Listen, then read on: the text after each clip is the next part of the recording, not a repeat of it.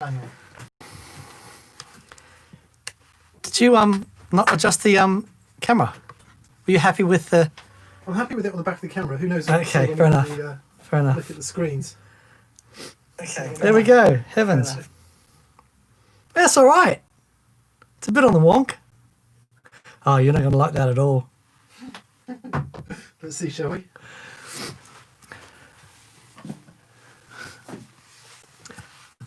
Hello, welcome. That Pedal Show VCQ Live. Dan here. Mick here. Hello, welcome. It's Monday. We're having our usual comedy technology. Just technology. Well, it's not even technology today. It's the internet. Because everyone's online. Is that not technology? Yeah, maybe.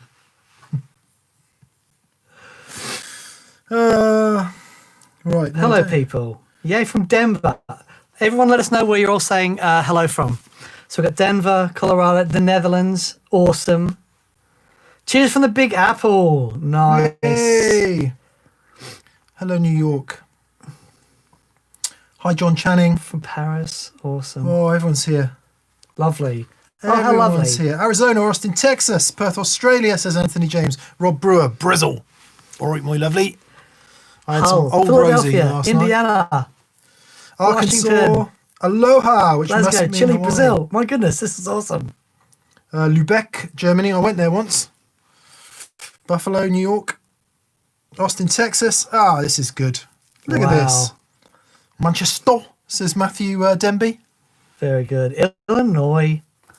How lovely. Truly an international melting pot. Isn't it just? Minnesota. Salisbury, says Bunter 1815. Just down the road. Lovely. Do you know Cheers I from live Boston. I live closer to Salisbury than I do Bath now, Dan. Do you know that? Do you? Yeah. Isn't that interesting? Wow. So many interesting things we could discuss today. I used to do a gig in Salisbury, and it took me the exact length of Joni Mitchell's Blue album to leave my front door to get to the gig. I must have done it like half a dozen times. Without fail, it's like that entire length of the album to leave my house, turn up at the gig.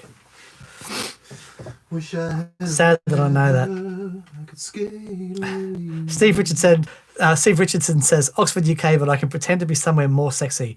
Oxford, UK is plenty sexy. Oxford's pretty sexy. Yeah. Love Oxford. It's such a beautiful place. What's more sexy about Oxford? Yeah. Your daughter wants to study there, doesn't she? She does. My daughter does indeed want to study there.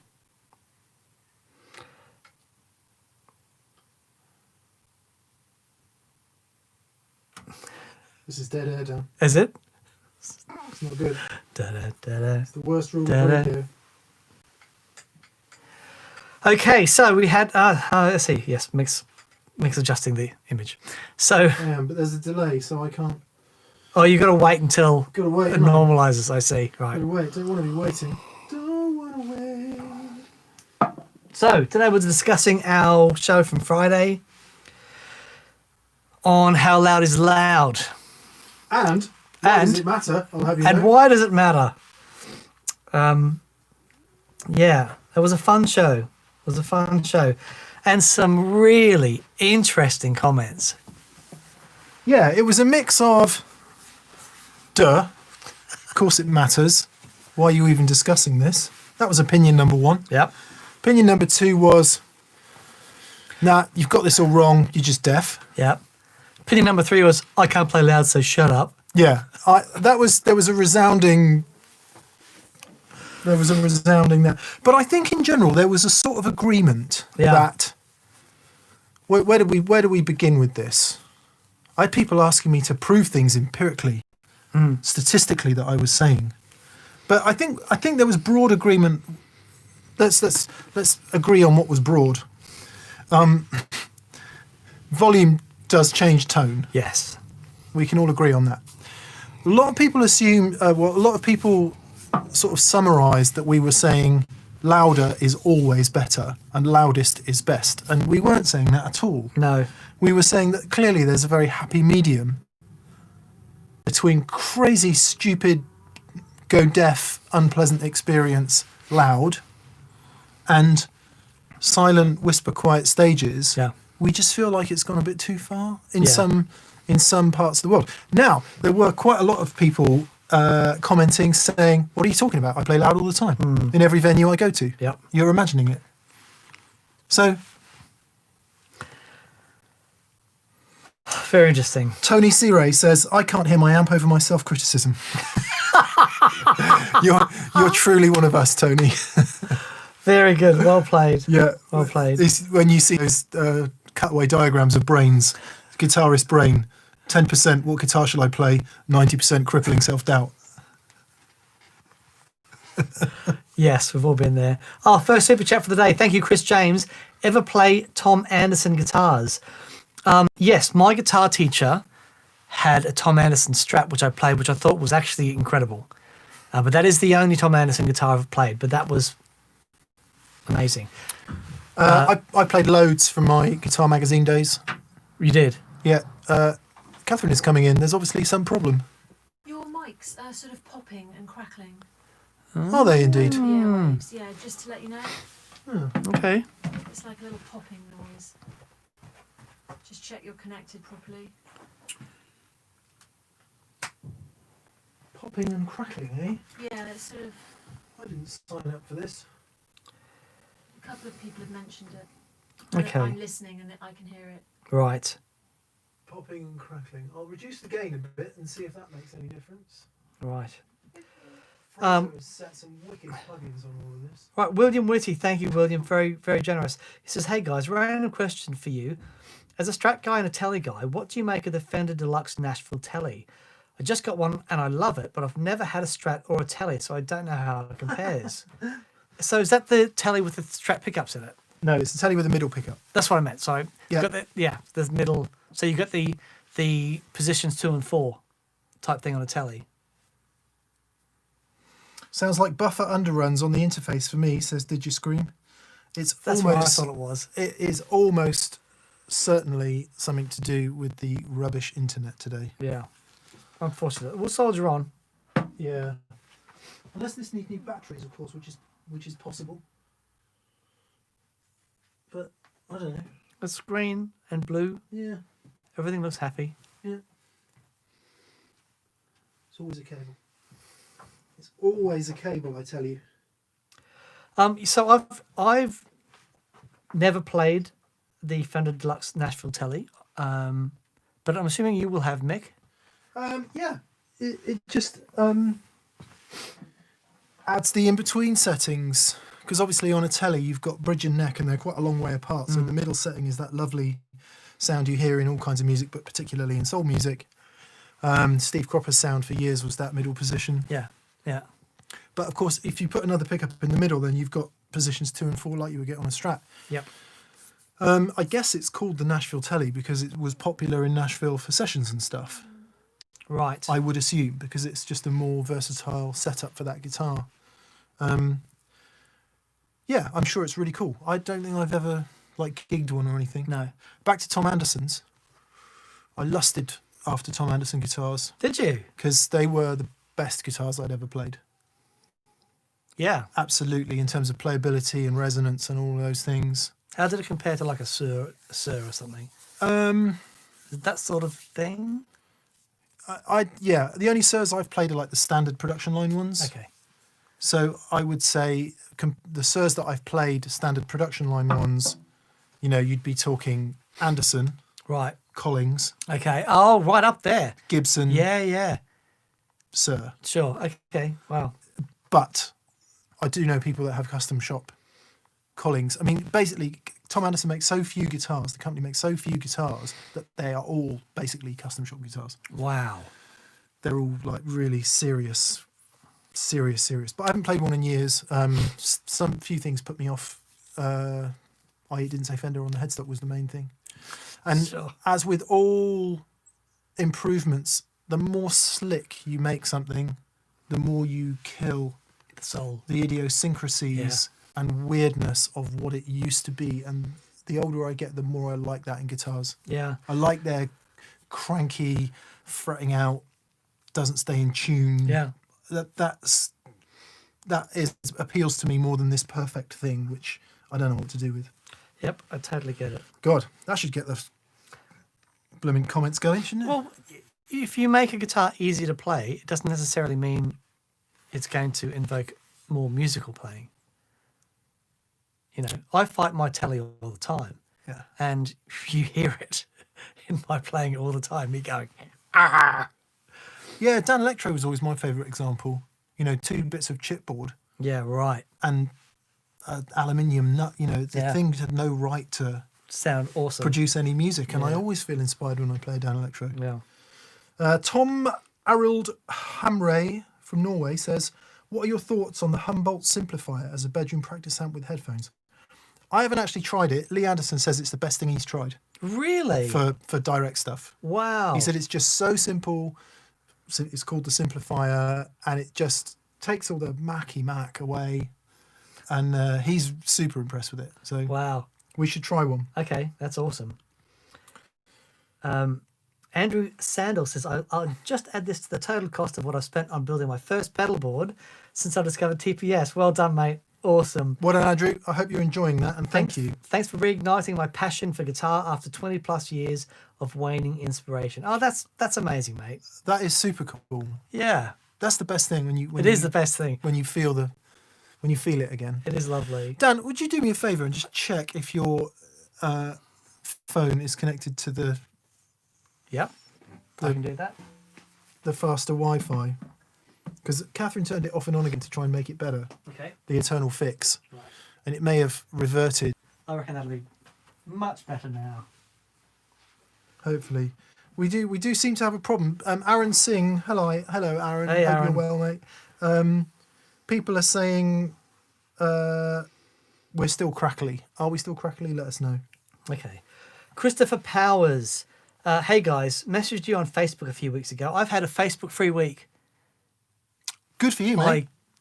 Like literally today, I went on and just said, "Hey," and turned it off again. But a week ago, I said, "That's it. I'm coming off it for a week," and it's been Feel great. better? Yeah, I'm 2 years off it now, I think, pretty much. Yeah. So anyway, Christopher Powers says, "Hey guys, messaged you on Facebook a few weeks back about phaser pedals. Ended up getting a Phase 45 script reissue. Cool. So very happy with it. Works much better for what I like than the Phase 90. Also ordered a TPS t-shirt. Well done, mate. The Phase 45 script reissue was my favourite of those reissues. I thought the Phase 90 was good. I was very disappointed with the with the Dynacomp, but I thought the Phase 45 nailed it. I've got my original here. Is Phase 45 like 2-stage Yes, and Phase 90 is 4-stage? exactly. Right. Yeah, and they did a great job. Inglet de says, do parallel mixers like Wetterbox affect impedance if blending fuzz? Is guitar volume cleanup impacted? What about old blood noise signal mixer? It's buffered. Yeah, so like any buffer, there are lots of different buffer designs, but like any buffer, it will. A couple of things is it depends on where the you're going to have. So like the Wetterbox, when you go in, you've got to split the signal. Now, if you split that signal passively, you are basically halving the resistance. So you are,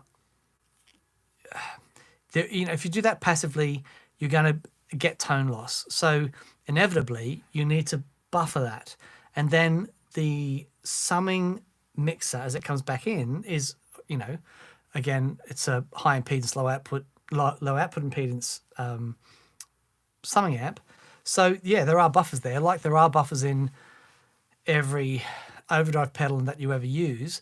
The thing is, if you're using, depending on the sort of design, so like if I put a tone bender in the loop of the Wetterbox, it sounds great. But if I put a really sensitive fuzz in there, then yeah, you do notice the impedance difference. And that's the nature of that design. You put it in any mixer, and because you've got to split the signal and then reassemble it after that, it does take those sorts of devices to do it. So yeah, the adding a splitter is going to change. Yeah. Yeah. Depending on the pedal. Yeah. EJ Smith, hello EJ. I've been listening to a ton of Band of Gypsies and now I want to fuzz again. Mick, how is the Austin Pride with the 2-rock?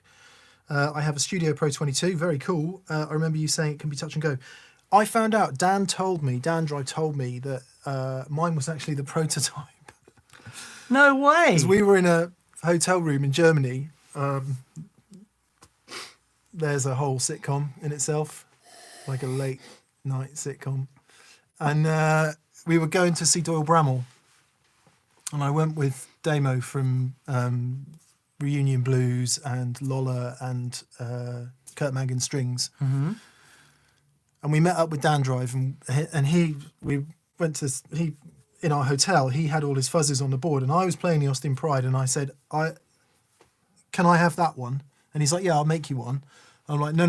Can I have that one? And he's like, yeah, sure. We can work it out. Anyway, he later fessed up to me that it was the blooming prototype. Wow. So the reason I said it was touch and go was that he's changed a couple of things in it since and he's modded mine so it cleans up better and it's not quite so bassy. So rewind on the it's touch and go. It is go and right. It works absolutely brilliant with the 2-rock. Nice. So yes is the answer. But to be fair, if you are talking Jimmy and Band of Gypsies, you really can't go wrong with one of the round big Dunlop fuzz faces. Dunlop fuzz faces. Yeah. Or an Analog Man fuzz face. You know, there's a lot of really nice fuzz faces really are. out there. They really are. Yeah. The Jam Pedals fuzz phrase is also excellent, although I think it is germanium. Whereas by Band of Gypsies time, it was silicon. So, yeah, sure. Matthias de Lima Pontul says, I really enjoy to see the engagement that Mick have with his guitars, even when the love is not entirely there. His vlogs are awesome because they show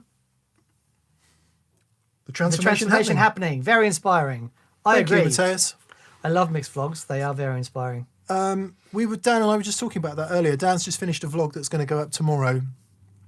And we were part rejoicing, part lamenting the amount of time it takes to make them. So just a little bit of background here. To record an episode of That Pedal Show, one episode, we all assemble in this place. We have a quick chat about what we're going to do, probably chord some pedals in. Let's say we start recording at 11:30. It may take 15 minutes to set up, just set the amps up, 20 minutes maybe.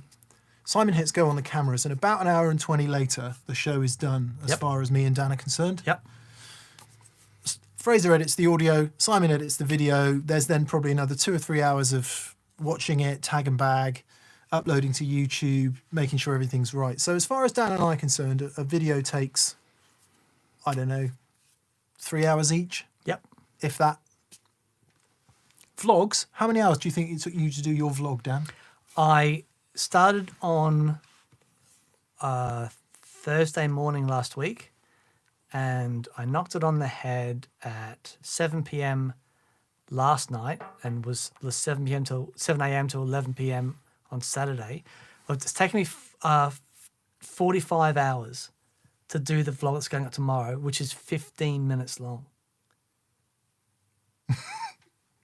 Yeah, I think mine was probably 25 hours for the... See, I've been learning, because what has also happened, Mick's really good at Illustrator and Photoshop and that sort of stuff. And I've been a bit lazy and going, can you just do my thumb? Can you edit this image for me? Which, yes, I can. You can, and you're great at it, but there's nothing on your plate. So I wanted to take the time and learn how to do it. So I've been learning as I've been going along, so it has been taking a lot longer. But it's easily, for me, between 10 times longer for me to do a vlog. The last vlog that I did with, when we did the gig, the Andy Timmons thing, the jam, that was an epic undertaking. So the vlogs, I really like doing them. They're a lot of fun. I certainly don't, lament the fact that I'm doing them, because they're a lot of fun, but they just take much time. Which is a roundabout way of saying that's why we don't do more of them. I actually love doing the vlogs. Yeah. Because you can go at your own pace. Yep. And we have actually, we were lucky enough that a bit of the unit next door came up. So we were lucky enough to get some extra space. And in that space, Catherine has now got room to pack orders from the That Pedal Show store without having to do it like on the floor and balancing on one leg and basically being in a cupboard. And we've also put in a little, or we are putting in a little space where we can do vlogs more quickly, more effectively, and just with a bit more organisation, so that hopefully we can do more. It's all about capacity, isn't it, with us? It is. Yep. Headroom, baby. You know, everything comes back to headroom. Everything. We went from a cupboard in the back of Dan's place at the gig rig to this, and we just, the easier you make it for yourself to be able to create content, the more content you can create. So Yeah. we're on that. I've revisited a few of those shows recently, and they're still a lot of fun. Yeah. When we had the like the coasters on the back wall. Yeah. It's like, it's really cool. It's really cool. So, Matthias, thank you for your kind words. We really appreciate that. Duff Dunlap says, "Good morning from Portland, Oregon." Hello to Portland, Oregon. My son's is a massive fan of is an animated series called no, he will shoot me. Anyway, it's basically based in Oregon. Oh, no way. And what's it called? Anyway, yes. Whenever I mention, like, because Andy lives there. Andy lives there. And when I mention that, he's like, he gets really excited. Good mountain biking territory as well, I think. Yeah, right. Gravity Falls. There we go. That was for Andy. Okay, good morning from Portland, Oregon, says Duff Dunlap. Have you ever played a Seymour Duncan P-Rail? Just put one in my Les Paul bridge position and I love it. Oh, wow. Ever played one? No. So one P90 and one half a humbucker. Oh, I've seen those. They look weird. I've got one in a Yamaha Pacifica that I set fire to for Guitarist magazine. Of course. And it's a really interesting thing. Wow. Yeah, so it does sound cool. Sounds really cool. Yeah, wow. I should bring that guitar in, actually. My main guitar for years was like a top-of-the-line Pacifica. And it was an astonishing guitar. It was really good. Telly shape. But the maple neck on it was beautiful. Yeah, they're great guitars. Right, Chris James says, what's your favourite Japanese lawsuit era guitar? Or guitars? I don't know if this counts, but there's a Tokai acoustic. Is it a Tokai acoustic? Like a small-bodied Martin thing that I played in a friend of mine had it, bought it for like 350 quid. Oh man, it was incredible. Doesn't count. Got to be electric. Okay.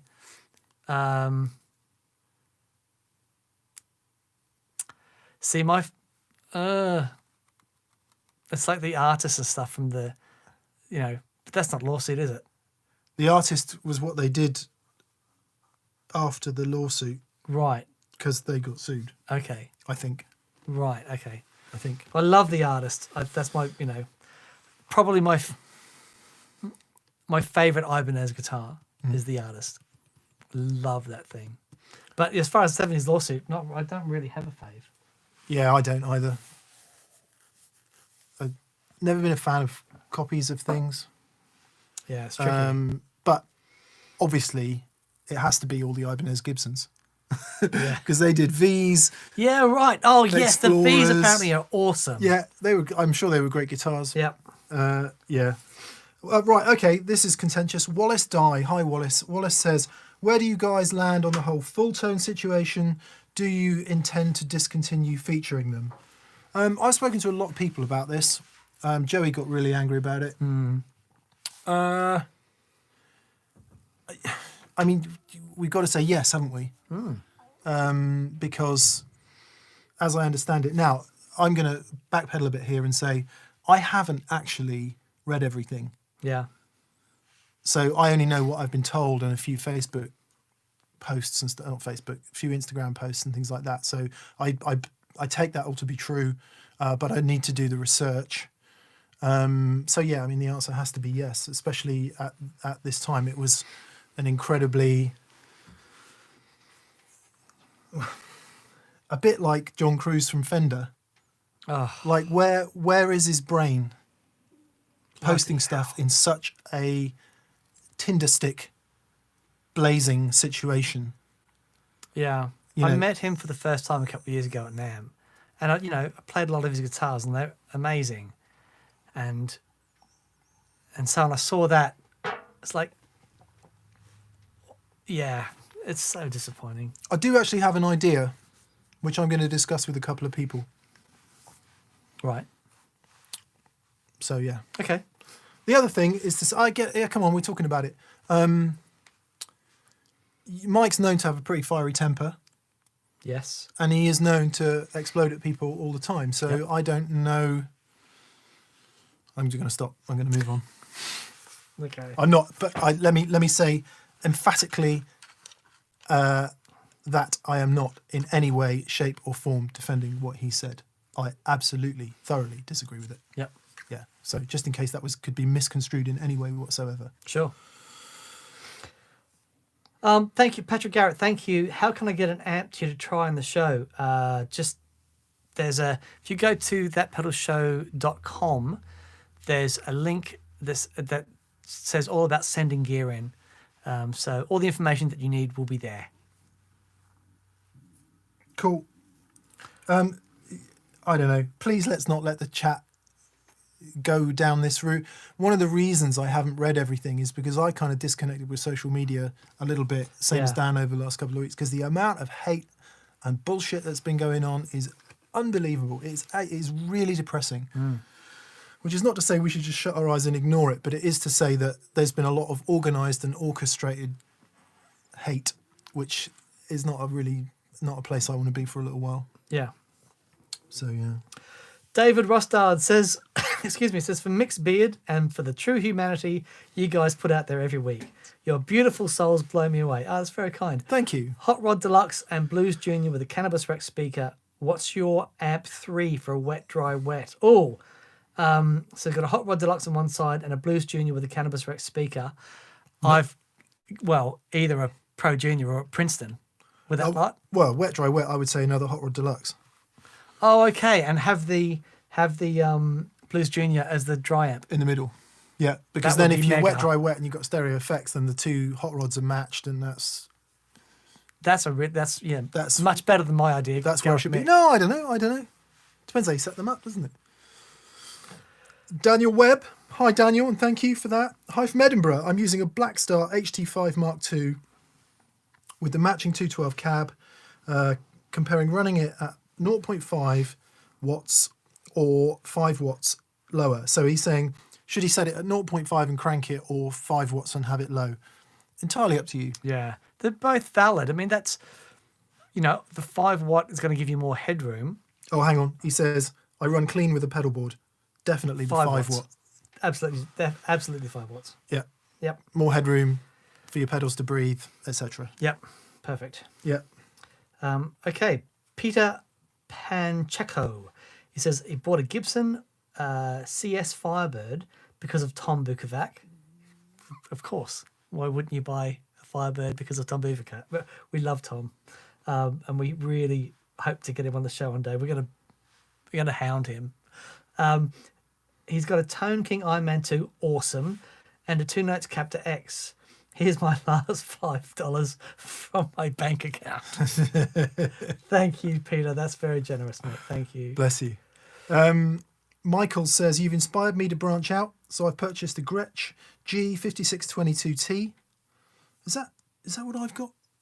I get confused with the Gretsch numbers. Oh, don't really? I can't even remember the Marshall that we have. And also a Walrus Audio Monument Harmonic Tap Tremolo. Both are out of my hard rock tendencies, and I'm loving them both. Thanks so much. Lovely. Yeah, I think that's bang on, isn't it, Michael? I'm having a bit of a P90 and mahogany moment at the moment, and it's good because I think however you meander, you pick something else up along the way and you bring it back, and that's what it's all about. Yeah. That's what it's all about. DJ Ashley, that's very generous, DJ Ashley. Thank you so much. He says, redirect. Just curious if you're familiar with Kingfish. I heard the track Empty Promises just yesterday and was gobsmacked. Kingfish. No. I can't say I know them. No. We should check them out. No, it's on the list. Crazy generous of you. Thank you, mate. Thank you. Very kind. David Burke, I'm basically just on Facebook so it can remind me when my friends' birthdays are and nothing else. Yeah. Good on you, David. It's it's I'm on Facebook for a number of different reasons. You know, the business and all that stuff. Kind of have to be. You have to be on Facebook. You know, it's a small business, and we have great relationships with our customers. Need to be able to interact on that.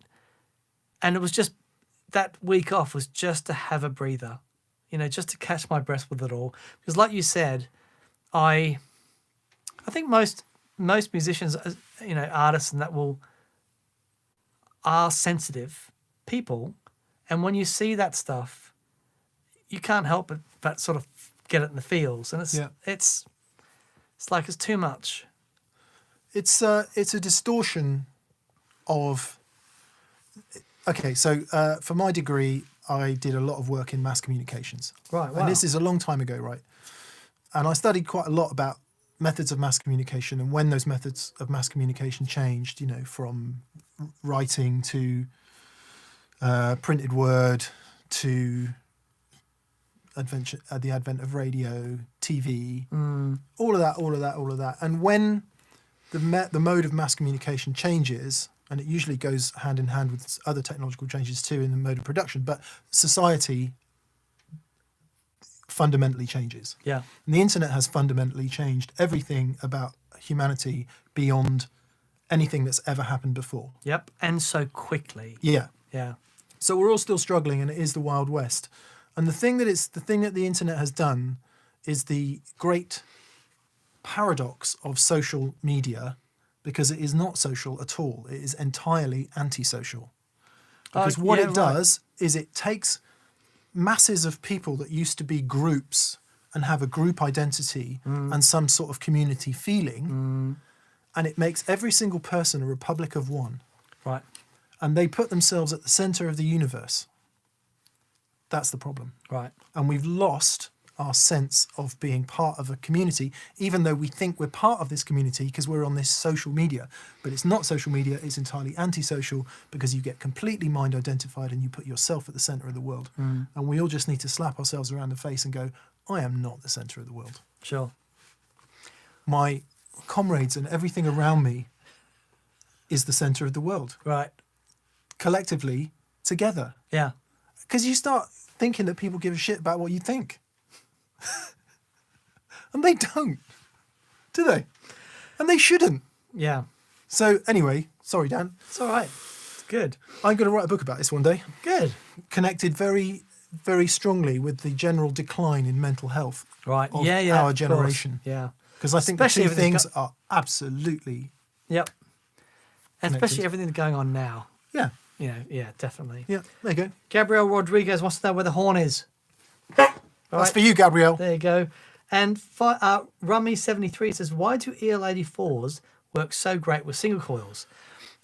So possibly because EL84s, so generally an EL84 amp will be cathode biased, and they'll go into like a sweet harmonic saturation quite early on.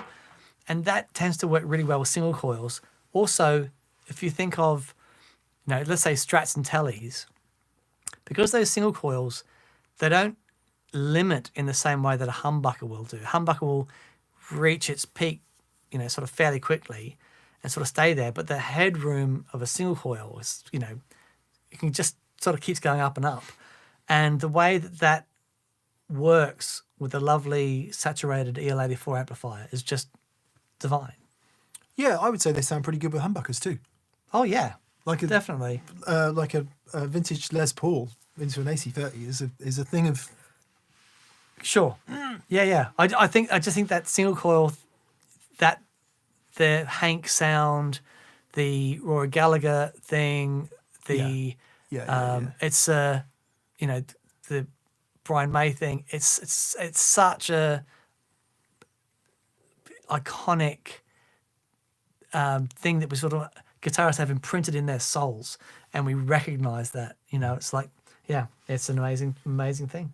Bruna, I'm going to say Sechato,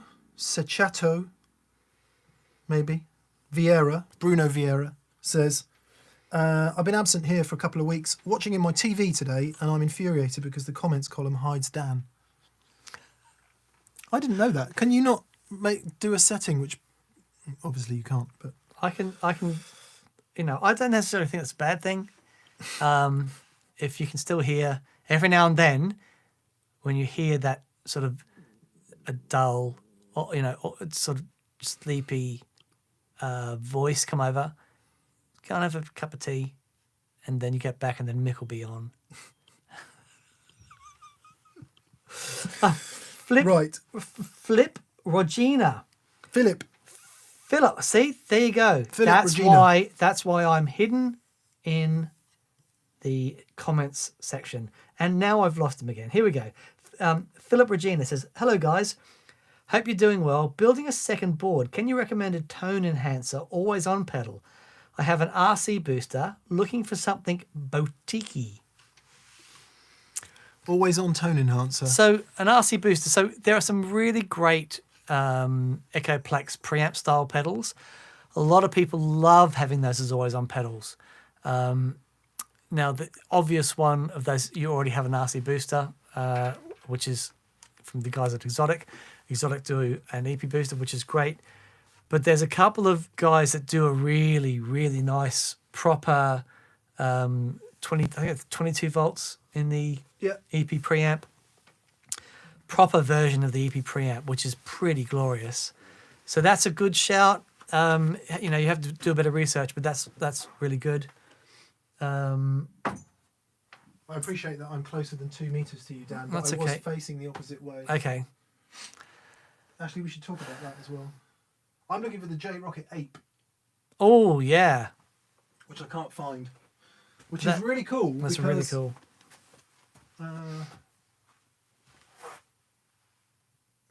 It was here. It was so here. Mm.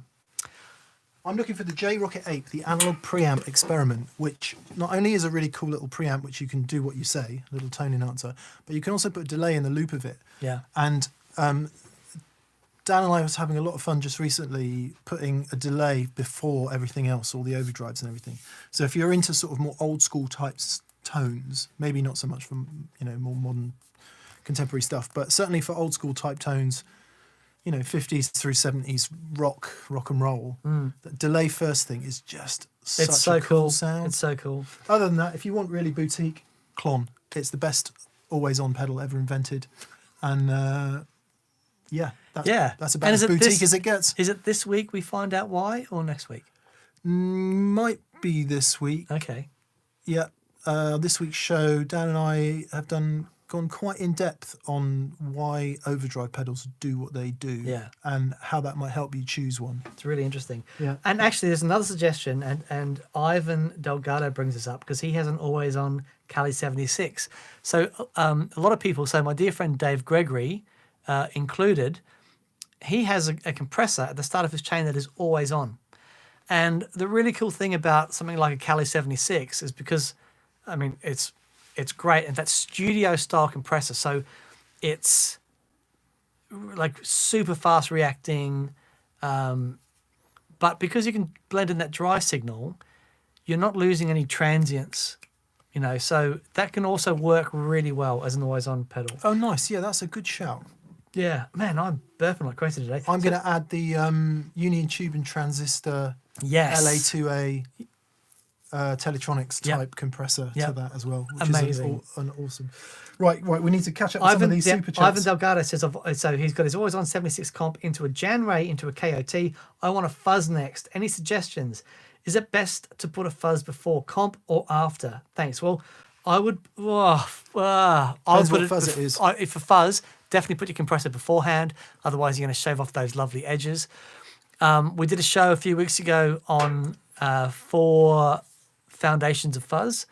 Go and have a look at that, and it'll have, if there's sound there that catches your ear, then have a look at that one, because fuzz is so personal. Mick's really into his fuzz face. I like more the tone bender thing. I love the 70s super fuzz, Japanese type fuzz things. But it's really a personal thing, fuzz. Yeah, I don't know why you'd want a compressor with a fuzz, because the fuzz is doing everything. It will, the fuzz is going to compress everything like crazy. Yeah, but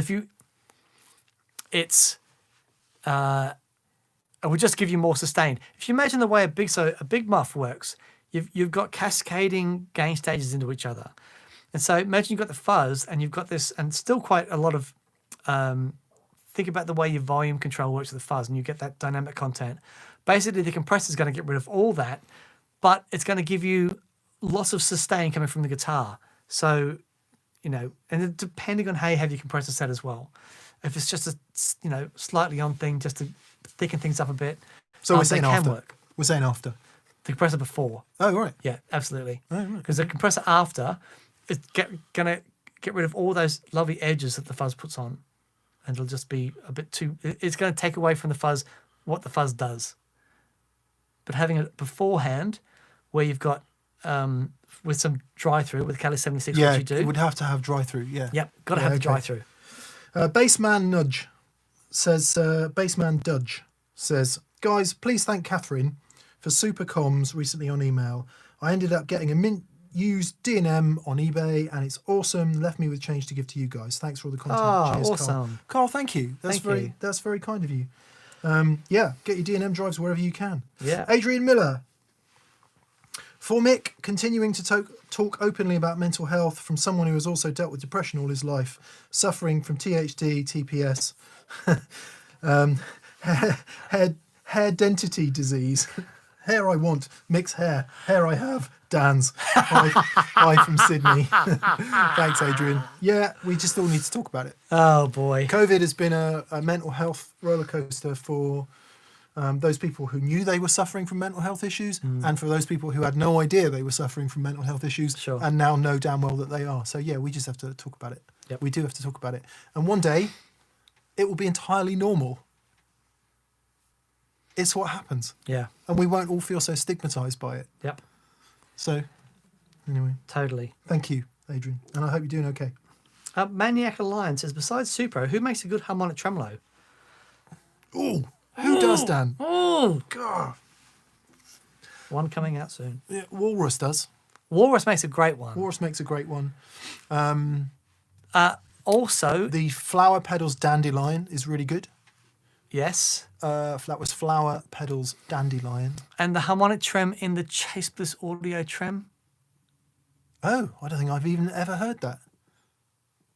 From memory, I think there's one in there. What people don't like about the Supro is it sometimes sounds more like a Univibe, Right. and you can't go less than unity gain. Okay. So fidelity-wise, it's in a very mid-rich area, Right. and it's always louder. Wouldn't it be great if there was a pedal that would solve both of those things? It would be Dan? amazing. Wouldn't it be amazing? It would be absolutely. Chris Amazing. James, in terms of recording, what do you prefer? Duplicating in the DAW, doubling with the same or a different guitar, DI, what about one or more mics on an amp? So what Chris is saying is to get a bigger guitar sound, forgive me, Chris, I'm assuming this is what you mean. To get a bigger guitar sound when you're recording, should you just take the track that you've recorded and duplicate it? What about two mics on the same amp? What about doubling the parts?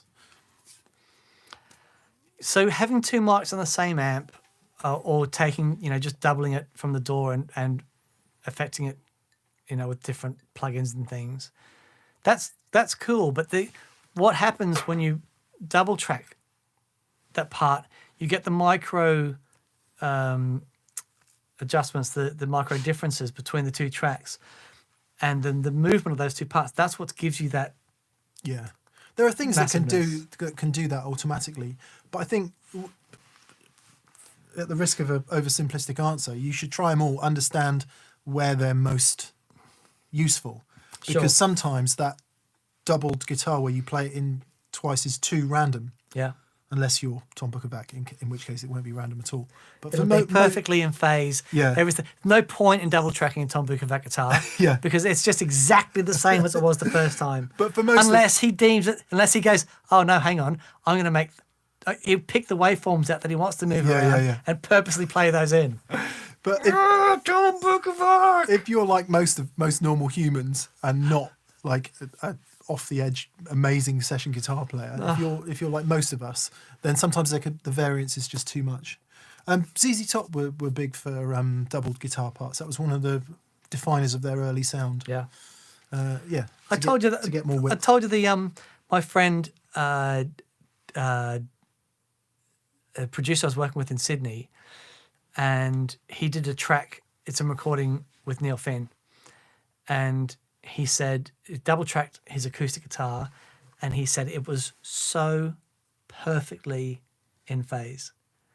It's just guys who can do that Yeah. are incredible. Wilf Mamot says, looking for a fuzz overdrive that combines well with my overdrive to obtain a big fuzz sound, but can also clean up using humbuckers. Any suggestions? Cleaning up using humbuckers is hard. Yeah, you've gone. You want two things there. You want a nice cleanup fuzz, and you want a fuzzy distortion. And by and large, the fuzzy distortions tend not to clean up very well. So thinking big muff, thinking tone bender.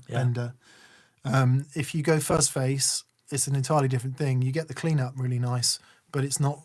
It's a woolly fuzz sound. It's not really a fuzz distortion. If you get a fuzz face that has like a smaller input capacitor, it's not as bottom endy. So like a Mark 1.5, I think that could be a good shout. Tone bender. Yeah. Yeah. Tone bender 1.5 is basically the same thing as a fuzz face, but I'm pretty sure it has a smaller input capacitor, so it doesn't give you the same amount of bottom end. And that's the thing that I love about tone benders with humbuckers, is they work really well. There's a tightness there. I think Mick Ronson, that sound, tone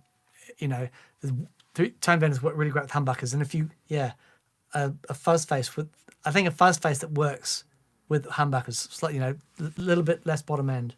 I think that's what you're looking for. Joshua Alanis says Joe Bonamassa fuzz face with the fuzz at 75%. That's not a bad shout actually, because Bonamassa wanted his fuzz face to be a little bit less woolly and less gainy. Is that the one you got there? Yeah, but it is still very much a fuzz face. It's still that big woolly, doesn't have that real edgy distortion sound, which I think sounds like you might be into. But it's so pretty. It is. It's nice. It is lovely. Rob Symington. Hello, Rob. Thank you for your kindness. Rob says, hey guys, I was wondering, what are you doing?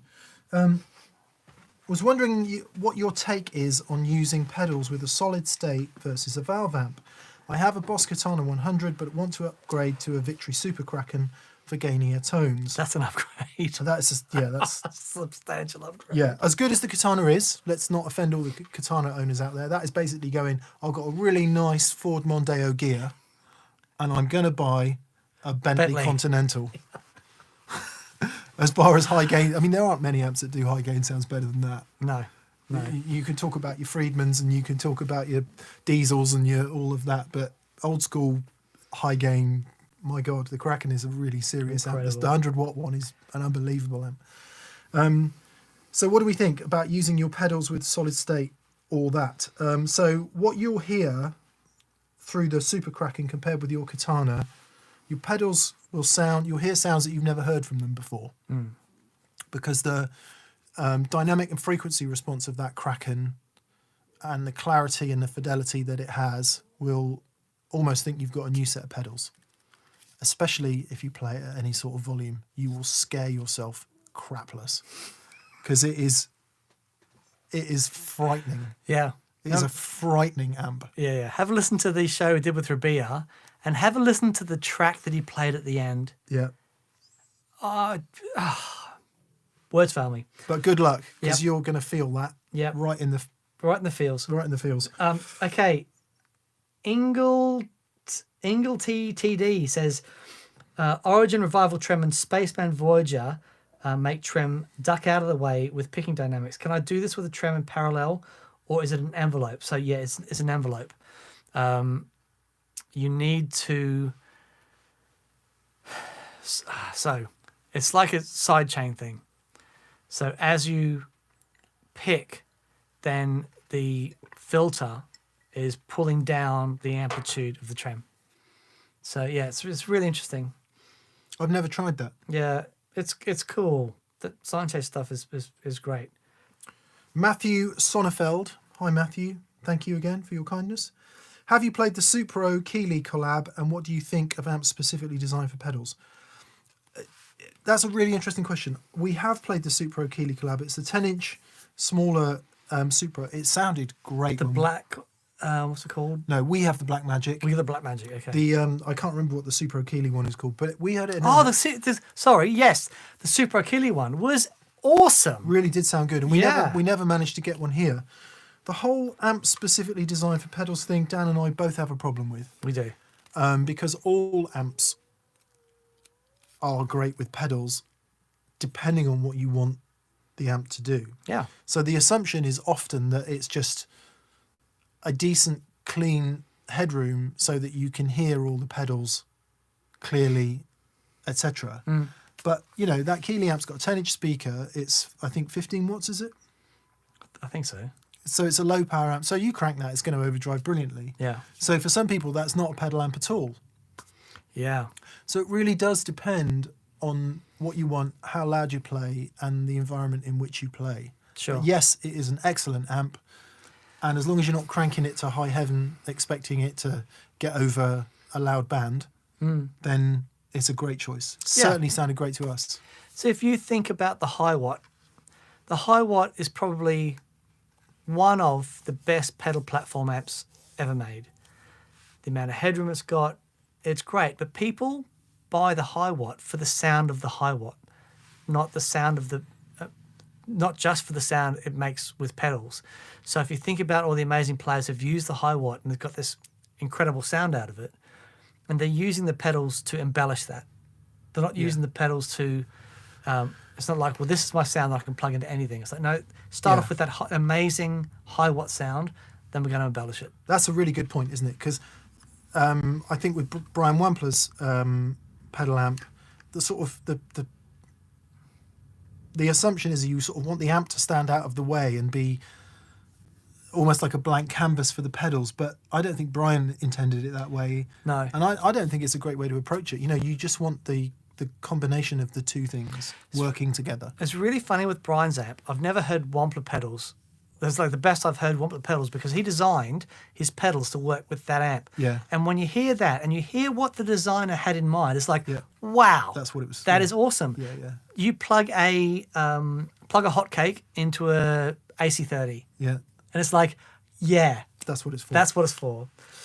Brent Whetstone says, it's all about what makes you feel good as a player. It's hard for me to play with feel quietly. I love letting loose with my Brunetti Pleximan. Cheers. Yeah, totally. Yeah, it is. Well, like what you said the other day, tone is a mixture of sound and feel. If it doesn't feel right, if it feels good, do it. Soren led it. Hi, Soren, again from Denmark there. Thank you for your kindness. Love the awesome show on Friday. You guys are the best. Thank you. Thank you very much. I crank up my 2-rock and use the little black amp box in the effects loop to take down some of the volume. Interesting you say that. Even Matt Schofield has started using a little bit of attenuation. Yeah. Just from the aux. Yeah. And I think that's where attenuation makes sense, is where you do just a bit. Just a bit, yeah, sure. Because if you do a lot, you lose everything. Well, I was having this conversation with Jesse Hoff from Lazy J the other day. So Jesse, Matt Schofield, Jesse Hoff. Who else have we talked about? Dave Gregory didn't Dave honk him. Gregory. Honorary honks for everyone we've talked about. Yeah. Tell you who we should honk. Joey freaking Landreth. It's his birthday today. Oh! Well, I want to sing a really atonal version of Happy Birthday and send it to him just so he knows how much we love him. Do you remember when we reharmonised Happy Birthday? Vaguely. In Germany? We did it minor. Yeah.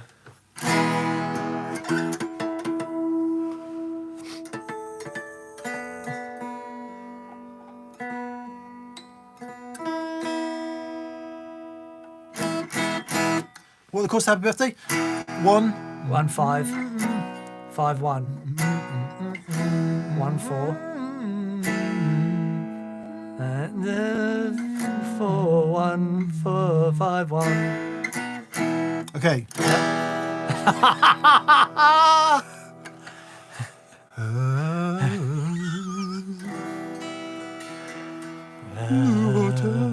Happy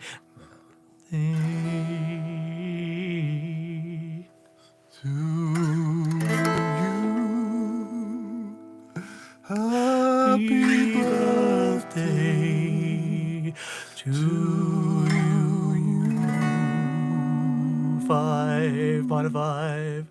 Happy 1 to the 1 birthday, dear Mr. Landreth. Happy birthday to you.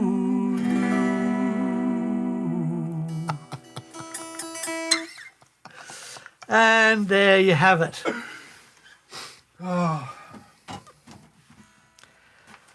That, Dan. It's quality. That's why the people come here. Okay. Mr. Incarcerant says, much love from Ireland from a guy leaning on a pair of 410 DeVilles with a pair of 4x12s. Obvious side of the big amp, little amp debate. Very nice. Very nice. Matt Presley, hi Matt. He says, since you guys have a Supro Blackmagic, put a Supro Boost in front of it. It's glorious. I bet. Yeah, I bet it is. I'm not sure what the Supro Boost is. Presumably some sort of transistor. Yeah.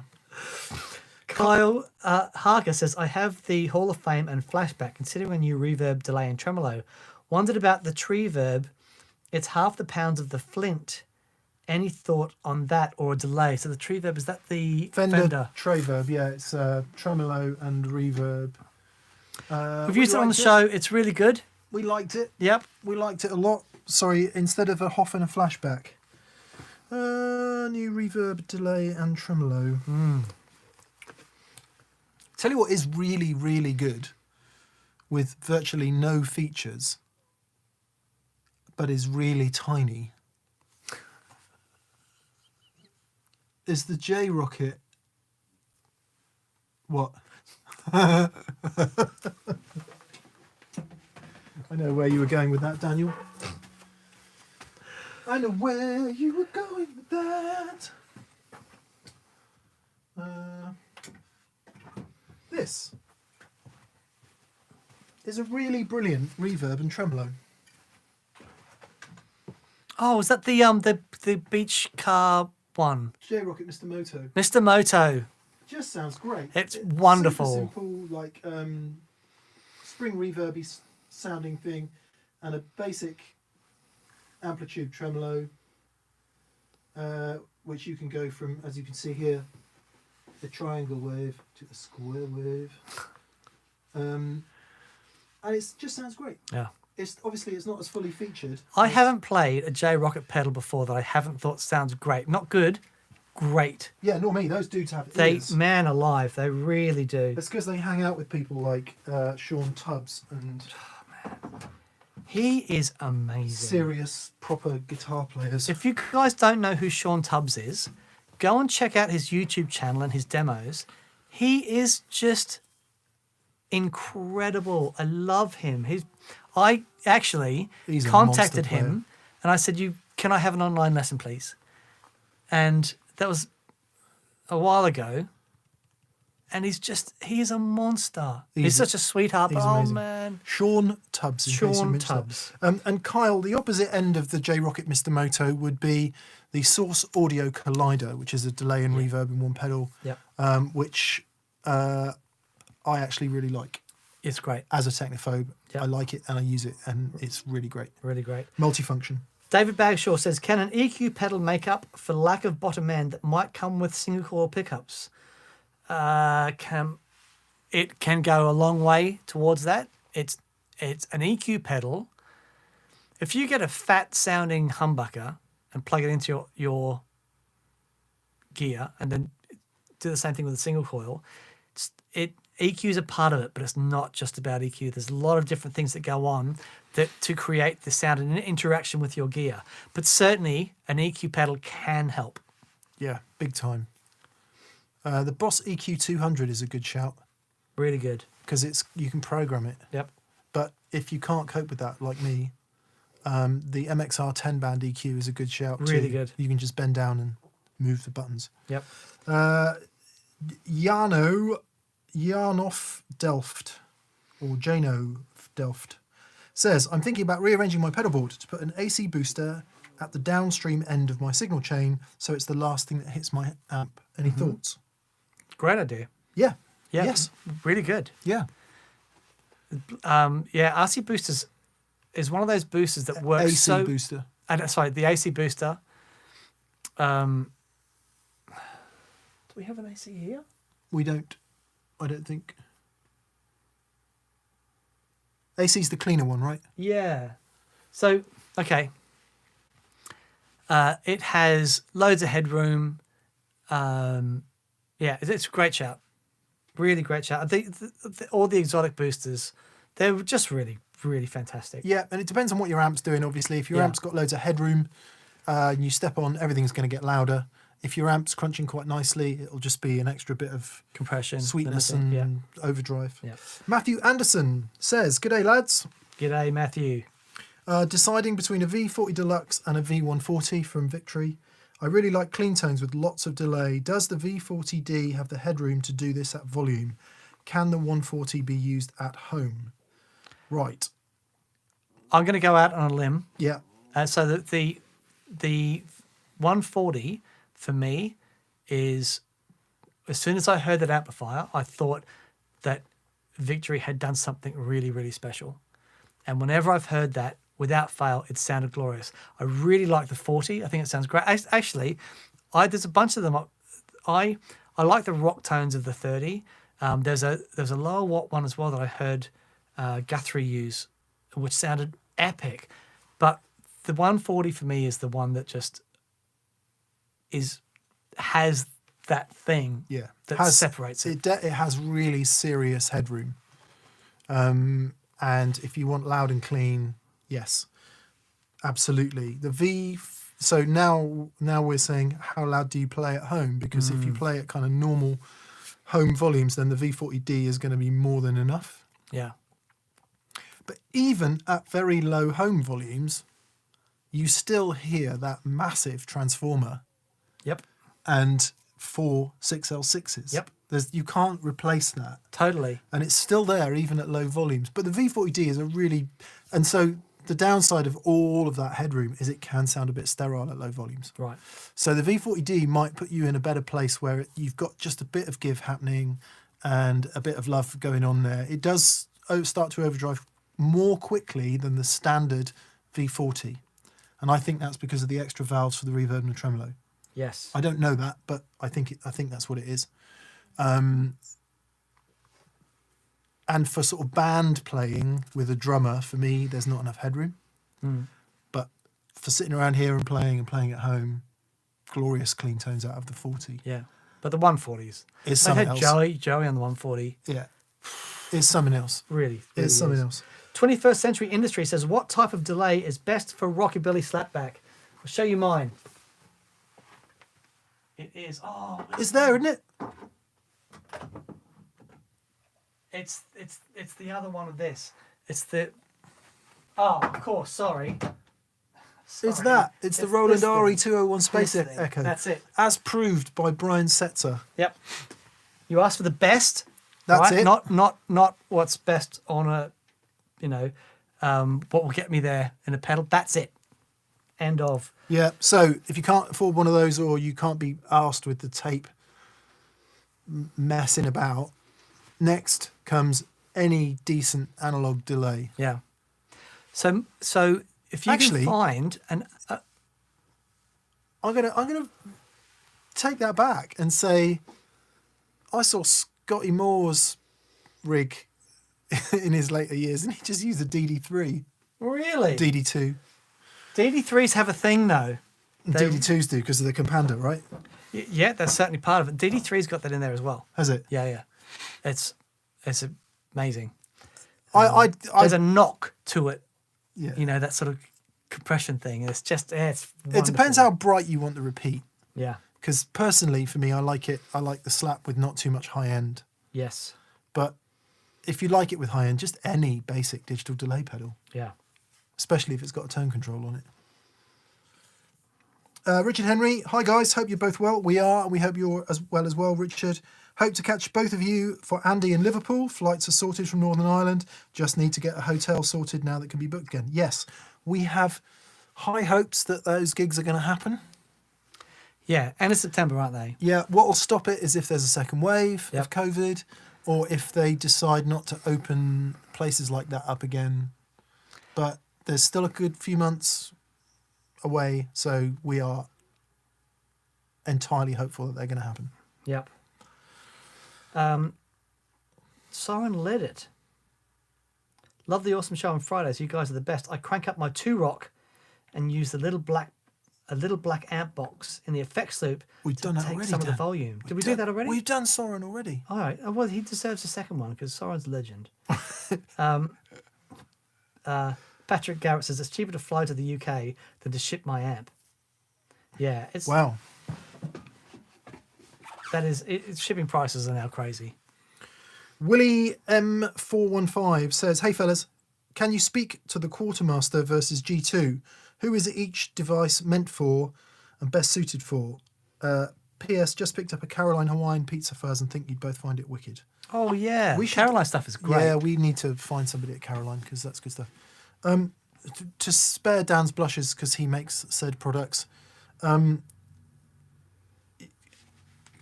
Quartermaster is a simple device that just keeps everything super clean, allows everything to be in its own true bypass loop. It's not programmable in the same way that G2 is. G2 adds a ton of features, means you can program any combination of effects. You can go out to 2 different amps. You can have pre and post gain buffers. You can do MIDI. G2 is everything.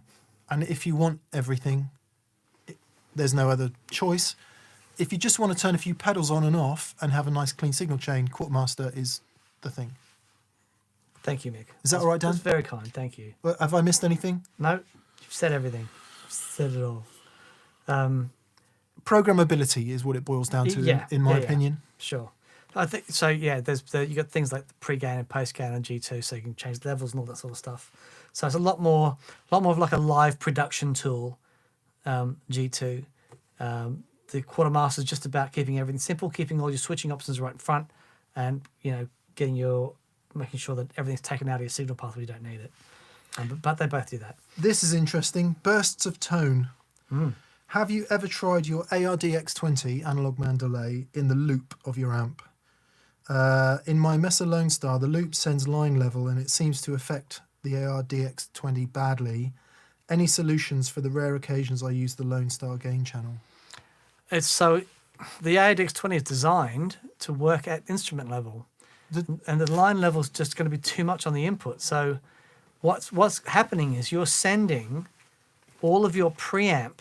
So you've got all the gain from the preamp, and you're sending that into a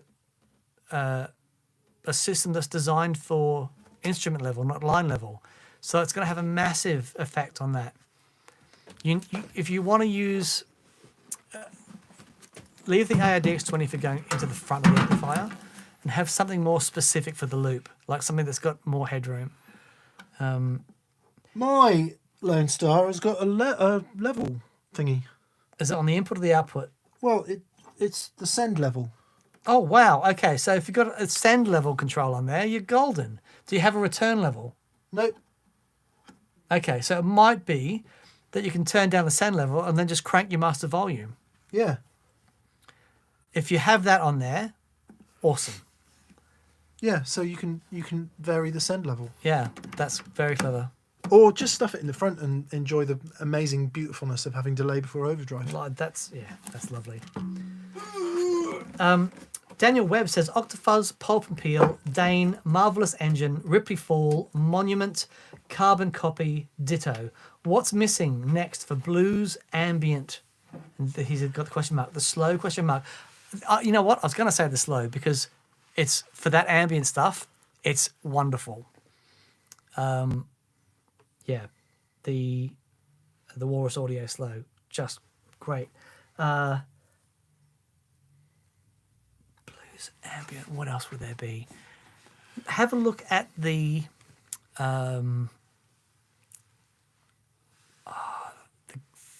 guys that came from Strymon and created the Meris.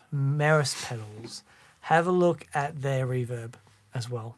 The slow will get you where you're going real fast. the Meris is going to take a bit more work. Sonically, the Meris is my favourite sounding reverb pedal. Check out the Death by Audio rooms. Oh, man. It's bonkers. There you go. Really bonkers. Yeah. And then, and also, and anything from earthquake devices, Yeah. Yeah, it'll all work. Paul West, hello gents, related to Friday's show, can you speak to how use of the aux box in that scenario would work? It's literally without any attenuation, because even when the aux box is plugged in, it's already attenuating, and that's what Matt does. It just has it on, and just the fact that it's in the circuit, it just attenuates it enough just to take a little bit of that crack on the edge off. Yeah, and whether it's aux or whether it's some other kind of attenuator, basically, the more you attenuate, the less, the quieter it gets. Yeah. So the less that sort of feedback loop happens. Yep. So it's about finding the level that works for you in your particular environment. Mm-hmm. Yeah. Chris James says, have you tried the RMC wah? So RMC, standing for Real McCoy. Now let me get this right. Is that I think that's the brand, isn't it? And he's got a bunch of different wahs, because I have had an RMC wah. No, is that let me double check. I don't want to get this wrong. While you're checking, Matt Gilbert, hi Matt. Matt says, what about a limiter in the loop to kind of get that faux sag effect? Would it work? Yeah, it would. Depends what kind of limiter you use. I would, again, go with the Teletronics LA2A type, which you can find in the Union Tube and Transistor compressor. And I guess there's other ones that do it. It's an optical compressor, I think. Oh, is it an optical compressor? Which one's that? Teletronics LA2A. It's an old rack compressor that's used widely in recording, very famous. And it depends. For the sag effect, it's all about the release time. Right. Because you've got attack and release, and the LA2A's got really slow release time, or at least the way I use it has. So yeah, try it.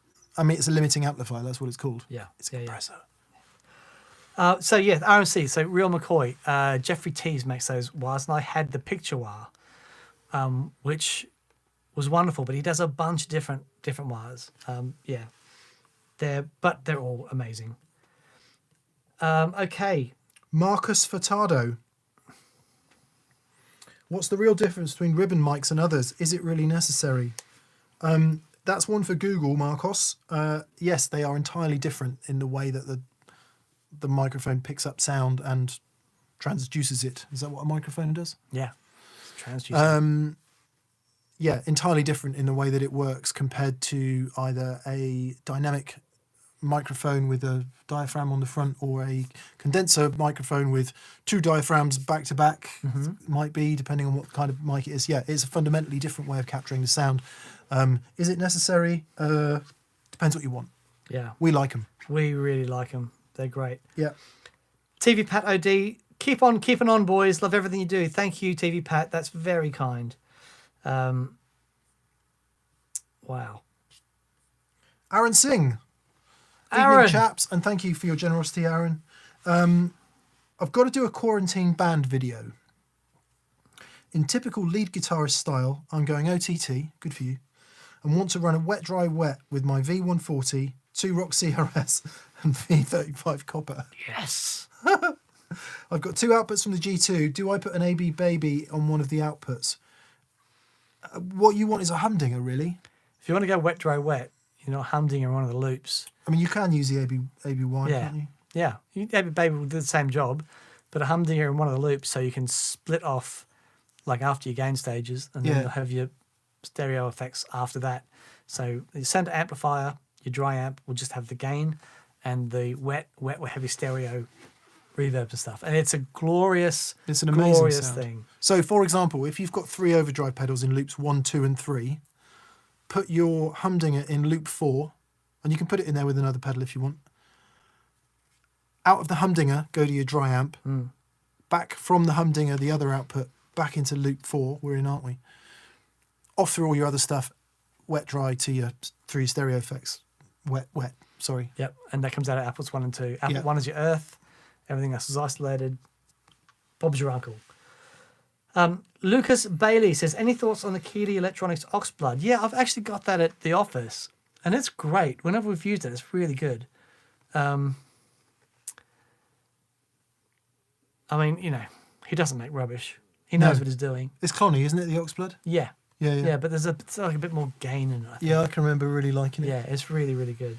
Line Cliche says, do you prefer US Voltage or UK? I don't have enough experience of US Voltage. I've heard it said many times that Fender amps sound better in America and Marshall amps sound better in the UK. Right. I've heard it said many times. I'm going to have to I have have a no look idea. at that because they base that around the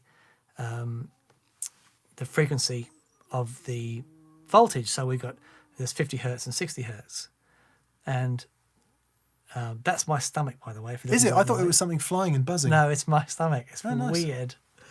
Yeah, and apparently people notice a difference. So I can see why maybe it affecting harmonics. I want to have a closer look. We all have our cutoff point. Dan and my cutoff point for tone tweaking is pretty high compared to most humans. Talking about US and UK voltage is above my cutoff point. Okay. At that point, I'm like, I thought we'd do a 4-part show on it. because if I prefer US voltage, that means we need to pack this up and move to the US. Okay. Done.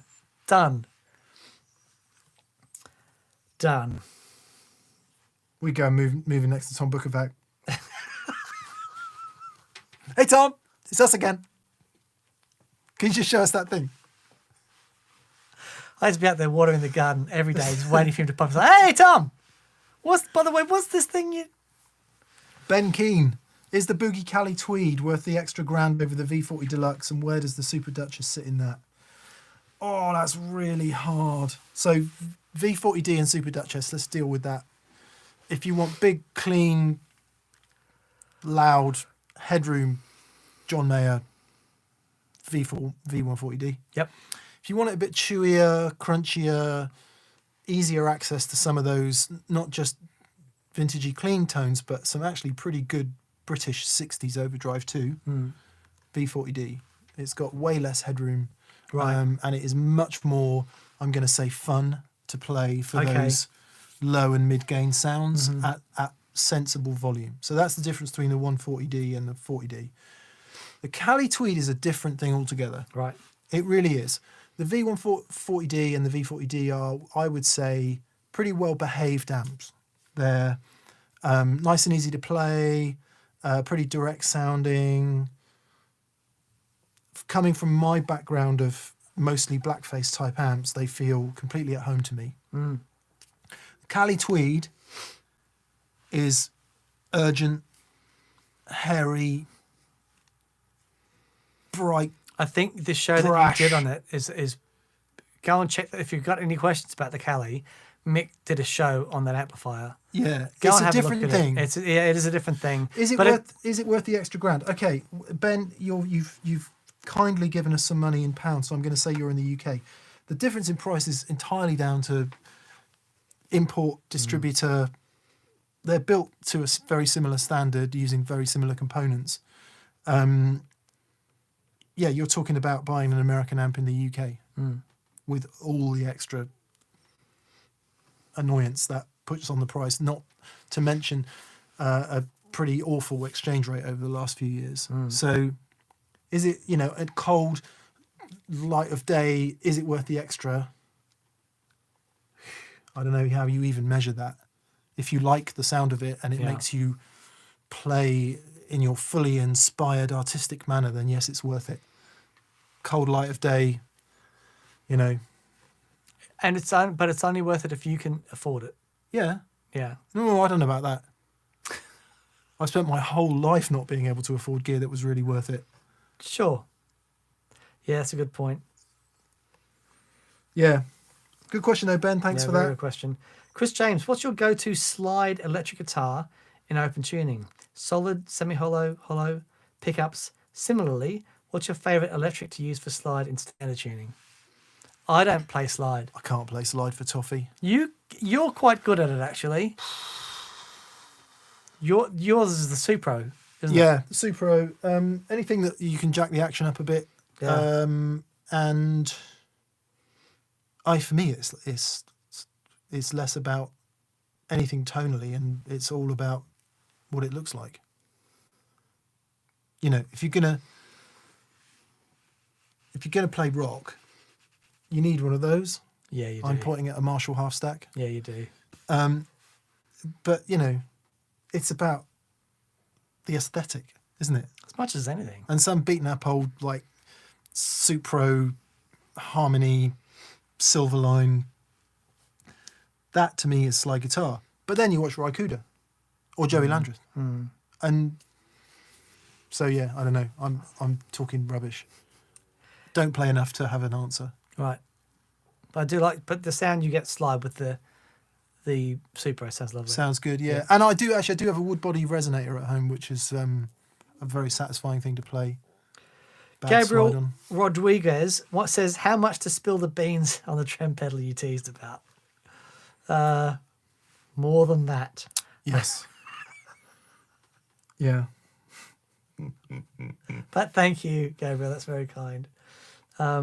While talking about blackface amps, says Kalin Belchev, what about a 64 Bassman? Yes. Yeah. So all of the original 60s Bassmans I've heard have blown me away. The reissue that I got wasn't awesome. But it's like they've got a built-in compressor or something in there. They've really got a certain thing. They're wonderful. Chris James, this is not Chris James. Okay, not Chris James. What are your thoughts on resonating guitars? Any favourites? I just acquired a Royal Palmulator and the pickups tone knob are incredible. I played an electric resonator in Sydney. That's the last time I played a plugged-in resonator thing. Dan Electro did, I think actually Holiday Music, when they were around, did a conversion to a Dano U2 and put a resonator cone in it. Wow, really? Yeah, that was a cool thing. Wow. And yeah, it's a thing, isn't it? I remember interviewing Eric Sardinas once. Kind of skinny black cowboy hat dude. Some various snake adornments and tattoos. Right. And he played an electric resonator, like real high octane. Nice. Really awesome stuff. Really awesome stuff. He used to do this thing with the beer bottle where he'd crescendo in the solo.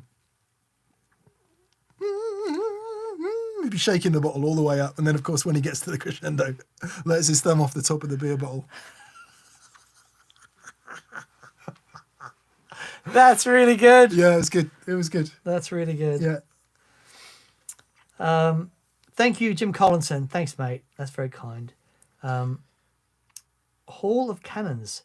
If you were splitting your signal on your guitar so that it's also going DI, would the feedback from your amp at higher volumes affect the DI signal? For instance, if you were reamping for the DI later. Well, yes, of course, because if you think that the feedback is coming in and it's creating, resonance, that resonant frequency is being excited, that's still going to go through the split. We've got to try that. Yeah, well, if you're getting feedback, right? The guitar, the string is still, string is still going. So it's still going to go through the split. So absolutely. I would love to hear that. Clean feedback. We've got to try that. We'll try it. We shall try it. We shall make that happen. Not least because someone is sending us, IK Multimedia are sending us a couple of new boxes that they've done, one of which is a reamping device, I think. Okay. Because I want to give reamping a go. Stuart Gray says, Dan, what's your favourite Aussie-made pedal and why? The guy, what's it called? The green. They sent us a clone. Bondi Effects. I've tried some. Their stuff has consistently been awesome, but there's a few really, really good guys out there doing stuff in Australia. I think Joey's on. Catherine's come into and then did an about face. I've literally just seen him in here. Did he hear happy birthday? Hey Joey, happy birthday! Did you Happy hear? birthday, Did gorgeous. you hear our minor version of Happy Birthday for you? Yeah. It was predictably epic.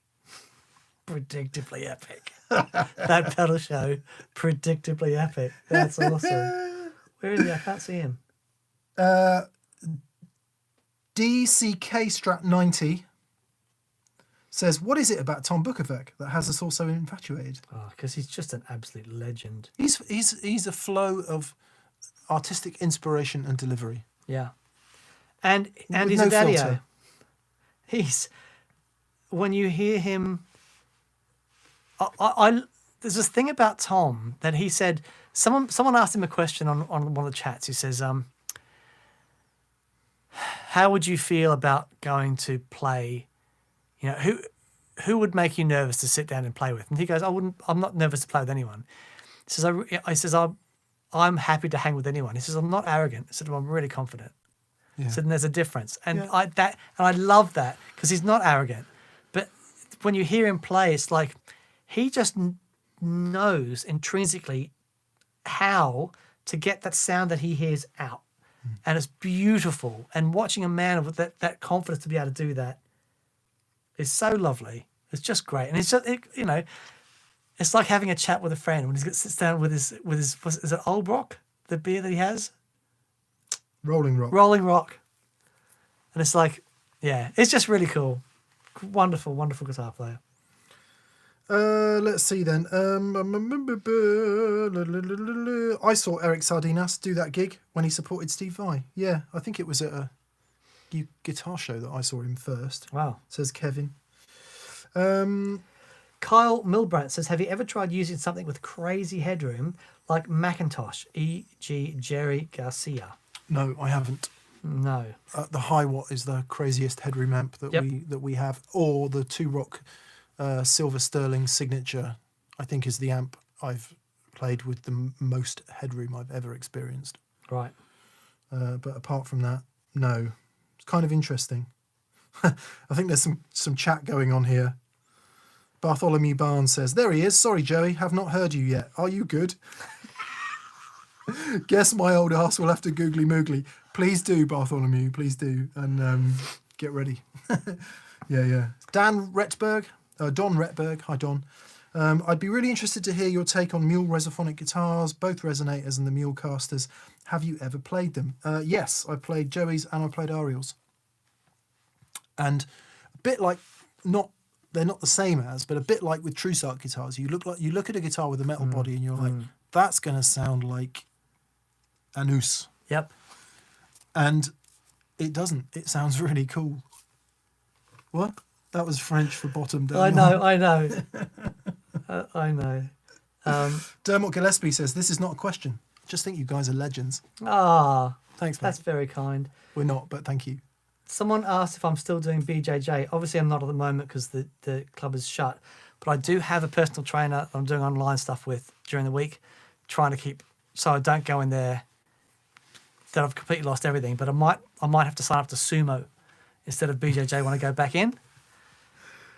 That was boy. I mean, nobody should be surprised by this, but one of the things that, among all of the things that totally spun me out about Tokyo when we went, was you go into a bar for a beer and there's sumo wrestling on instead of like American football or whatever else is. And it's like, wow, it actually is like a thing. I went and saw sumo.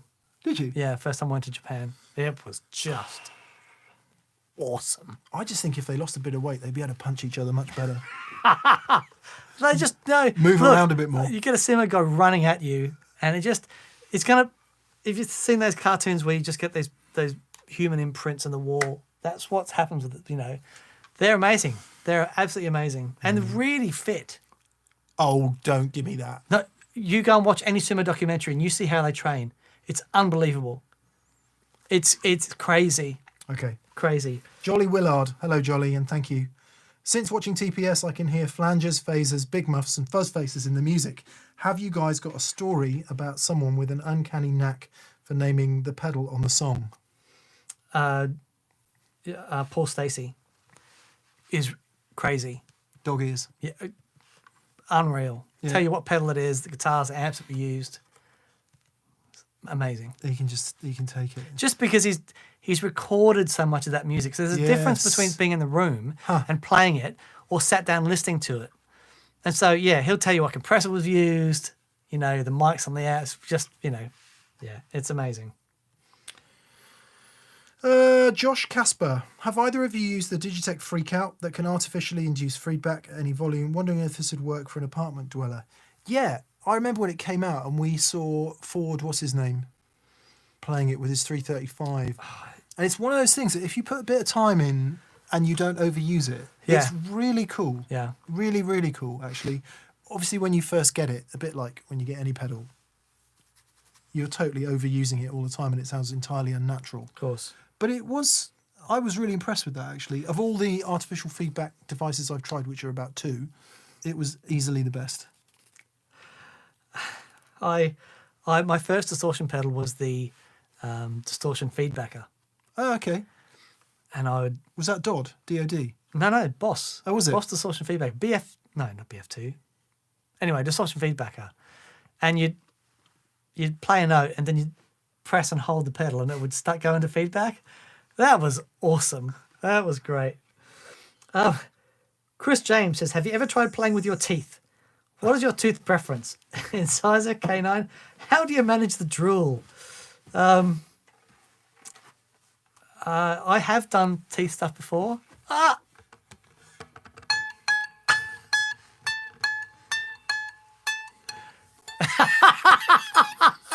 Very good. Yes, it's different. It's a different pick. It's a different attack. That's silly. Only Jimi Hendrix would do that. A tooth enamel picks. Somebody patent that quickly. Surely that's got to be a thing. We've just become the richest men in the world now. Tooth enamel picks. That's fun. Someone must have done that. That is fun.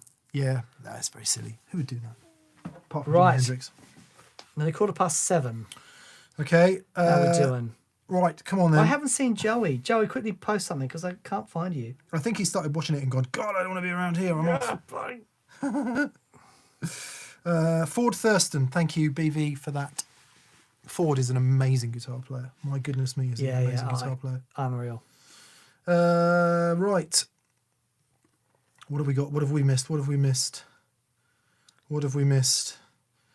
La la la la. Tooth Fairy's going to make a mint, says Greasy Kitchen. Coffee on me, says Simon Keast. Thank you, Simon. Oh, thank you, mate. Lots of stress in the world today, but let's all acknowledge how lucky we are to be able to sit and chat gear. Yeah. Seriously, yes. Absolutely. Seriously, yes. Yeah. Yeah, well said, mate. That's great. John Dallas, I'm going to be trying wet dry out of a single cab with stereo ins. Have you ever done this? Any simple tips? No, I think that worked great. You don't quite get the thing you get with 2 completely separate cabs, but absolutely no reason why it wouldn't sound great. I did a rig once for a guy with 2 amps, 2 heads going into a 4x10 cab, and it sounded wonderful. Yeah. Really, really cool. Really cool. Simple tips. Just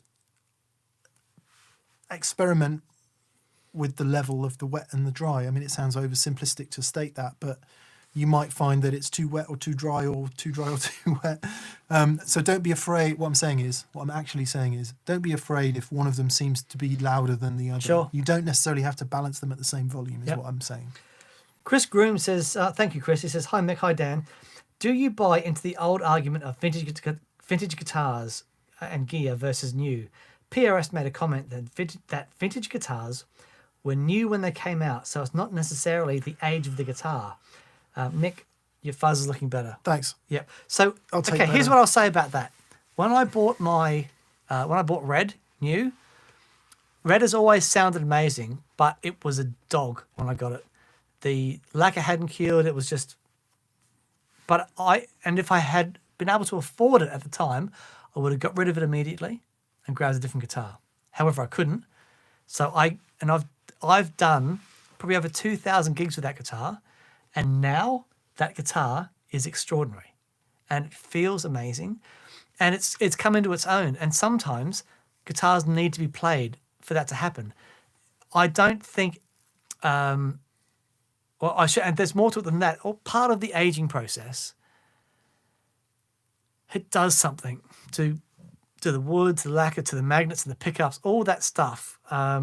Doesn't automatically mean that old guitars are going to sound great, Yeah. because I've played enough Dogs as well. Yeah. But if That argument that they were new when they made some of that great music is a really good one. yeah, But I think if you expand from there and go, okay, well, what were they doing? They were recording with probably really serious golden era Neumann mics into the most amazing recording consoles. brand new tape machines. Brand new tape machines, everything all beautifully valved and tweaked up and serviced by men in white coats, you know, who really knew what they were doing. So you're not just hearing the guitar in that sense, you're hearing a piece of unbelievable recording, which is another side to it. But I agree with Dan. I think if you make a new guitar using old growth wood, using nitrocellulose finishes, using degauss magnets, using all the things that we've come to know make an old guitar sound great, then I think you can go a long way to the sound of the old guitar. Absolutely. If you make a new guitar and you put blooming 2.5 millimeters of polyurethane lacquer or worse polyester lacquer all over it, and you know make the body out of 9 pieces of alder in a spread, put the neck on skew with, you know, there are new guitars and there are new guitars. Of course. So That's very true. yeah. Yeah. Corman 1980 says, in reversal of expectations, I haven't been able to make myself touch guitar since COVID. Wow. The joy TPS gives me lets me know I still have the love for guitar. Thanks for being my tether to my favourite hobby. That is amazing. Goodness me. Thank you, mate. Yeah, so I get that. I have days where you feel stressed for no reason. It's like everything's going great, you know, the kids are healthy, everything's great, but you feel this. I've had it before during this whole episode where I've had overwhelming sense of like, what on earth's going on? And when you feel like that, the last thing I want to do is make music. Yeah, yeah, like, sure. Since this has happened, I've barely touched my EP. Yeah. Barely touched it because Yeah, I just same. can't get in that headspace. So no, I totally understand that. However, what I am finding is that since I'm delving back into the jazz thing, it has taken me out of that headspace, and it's been wonderful relief. But no, I totally get that. Well, I think you've touched on something very interesting there, because what you said was your head is full of what's going on, stress. You play the guitar and you're then thinking about the guitar and you're flowing. So all that other stuff necessarily gets out your brain. It is a meditation. So absolutely. If it's you're that. focused on it, it absolutely is. Dare I mention psychological time, Dan? No, yeah, dare you mention it. Yeah. So when you're worrying about everything, that psychological time, it's your brain worrying about the future and the past, not focusing on this moment. You pick up a guitar and play, and all you're focusing on is this moment. If more people lived in this moment more regularly, we'd all be better off by some considerable margin. Yep, totally. Sean Adams says, Dan, are you still selling your Blackguard Telly? No, I'm not. I was going to, and they came to sell it, and I couldn't let it go. It's such an amazing guitar, and I'm playing it on the next couple of shows, I think, and it makes a glorious noise. I That's a love great it. one. Incarcerant says, I'm a strong believer for imperfect gear having more character. Greenie, for example. There you Yeah. go. There you go. Don Retberg says, when will we be seeing more Earthquaker pedals? I have the Hoof Reaper 3-in-1 fuzz with a tone bender muff and octave circle, and I love it. So we do have some Earthquaker. It took us a while to actually get a contact there, I think. Yeah, it wasn't for any other reason than I think everyone's busy and we weren't proactive enough, you know. But that Their stuff is amazing. It's awesome. so, man, look. The Disaster Transport SR is in the next video, maybe, or was Yeah. it in last week's video? Can't remember. We got their new reverb and managed to misunderstand it in terms of that you're supposed to use an expression pedal. So we should do more EQD stuff. Totally. Danish Ali says, favorite 2 overdrive pedals to stack together. So it depends into what amp. If I'm playing into an AC30, my favorite two overdrive pedals set together, well, it's the Hotcake and the Java Boost, the Keeley Java Boost into the AC30 is just epic. But generally, I would say, without it sounds. I don't mean to sound like this at all, but I love the D&M drive. I love how they work together. It's magical. Yeah. So that's, sorry, but that's... It depends what day it is. Day one, TS808 and Klon. Day two, Thorpe Warthog and Klon. Oh, hello. Day three, Dan Drive Tweedy and Klon. Yeah, right. Depending on how... Day four, Klon and Klon. Klon, all the way, yeah. Chris James, thank you, Chris. He says, I have perfect vision. Will people take me more seriously if I wear reading spectacles? They don't seem to love the sunglasses. I'm very insecure. Well, if you think people take us seriously, then good luck. That's your answer. I mean, you've worn glasses for forever. Yeah. I've only recently started wearing them because my eyes have, in the last 3 years, have gone from, okay to quite... I've still got... My long vision is still... Don't require glasses for that. But here, they've just plummeted. Absolutely plummeted. I went in for my test, and I thought, I think I need stronger reading glasses. He says, oh no, you need varifocals. Here we go. So it's all getting old. It's just awesome. Yeah, it is. Have you ever got hard skin on your feet? Ever had that yet? No, I've got feet. My feet are like the inside of my mouth. Right. They're so soft. It's ridiculous. Since running, I've developed a hard skin on the inside of my heel. Yeah, that cracks. No. That's brilliant. Yeah, really brilliant. What else has started happening? My back hurts literally all the time. So I've got to start doing more strength stuff. Okay. I knew a guy that had, I know a guy who had chronic back trouble for most of his life. Right. And he's kind of overweight and just generally not in very good shape. He started running. He runs like 10, 12K, lost loads of weight, no more back trouble. Yeah, okay. Totally makes sense. Jamie Hill. Hi, Jamie, and thank you. Jamie.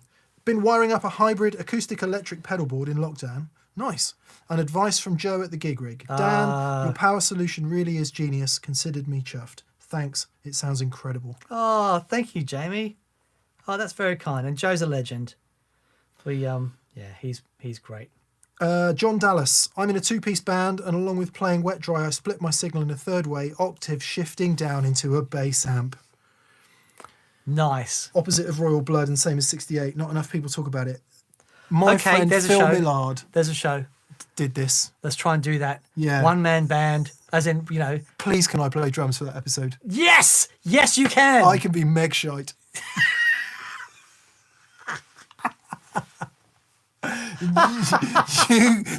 you can be whack jite. And we can be the shite stripes. Come on, I apologise for two swearies. Yeah? Done! Yeah? Done! As long as we call the show. I've got to buy a drum kit now. Yes, can we do that? Yeah. Done. Right, drum That's kit a required. great show. Must be sparkly, preferably a Sonar. I'm going for it. Boy, that's wonderful. Michael Force says, more volume is more good. In my teens, me and some mates played out on the lawn. My mother was cycling home from work and could hear us miles away. It was the 80s. Ah, yes. We used to do that. I mean, I genuinely feel badly for my old